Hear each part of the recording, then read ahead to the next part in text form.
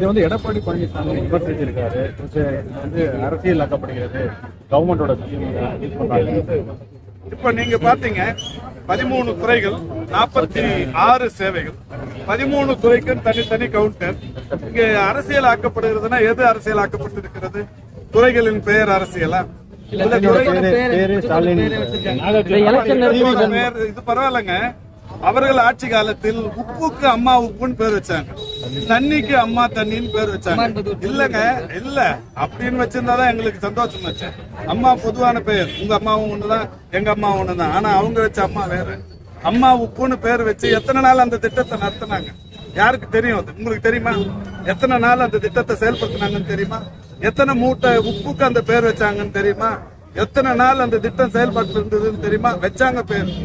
இது அப்படி இல்லை. 10,000 முகாம்கள் நடத்தப்படும், 10,000 முகாம்களிலும் இந்த திட்டம் செயல்படுத்தப்படும் சொல்றாங்க. திரு எடப்பாடி பழனிசாமி தேர்தல் பிரச்சாரத்தை பண்ணி நிற்கிறாரு. ஒரு இழிவான பிரச்சாரம். முதல்வரை நேற்றைக்கு கூட ஒருமையில் பேசியிருக்கிறார். அதாவது ஒரு தகுதி இல்லாத எதிர்கட்சி தலைவர் என்கின்ற வகையில் ஒருமையில் ஒரு முதல்வரை பேசுவது எதிர்கட்சி தலைவருக்கு அழகான்னு தெரியல. எனவே அவர் குறித்தான இந்த கேள்விக்கெல்லாம் நான் நீண்ட நேரம் பதில் அளிக்க விரும்பவில்லை. ஒரு தகுதி உள்ள ஆட்களுக்கு பதில் சொன்னால் சிறப்பாக இருக்கும். ரொம்ப நல்லா இருக்காங்க.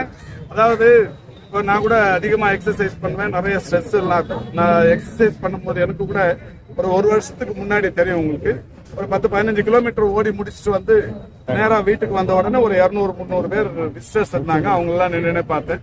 அப்போ மைல்டா வந்து எனக்கு ஒரு கிட்டினஸ் வந்தது. அதுக்கப்புறம் ஆஸ்பத்திரிக்கு கூட்டு போனாங்க, சரியாகி வந்துட்டோம். அந்த மாதிரி முதல்வரை பொறுத்தவரை இந்த இன்சிடென்ட் நடக்கிறதுக்கு ஒரு நாள் முன்னாடி கூட அவர் உயிராக மதித்த சகோதரர் முத்து மரணம். ஒரு நாள் முழுக்க அந்த மரணத்திலேயே நின்றுட்டு வரவங்களை ரிசீவ் பண்ணி அந்த அடக்கம் வரைக்கும் இருந்தாங்க. காலையில இருந்து சாப்பிடாம கொள்ளாம இருந்து அந்த மாதிரி பண்ணாங்க.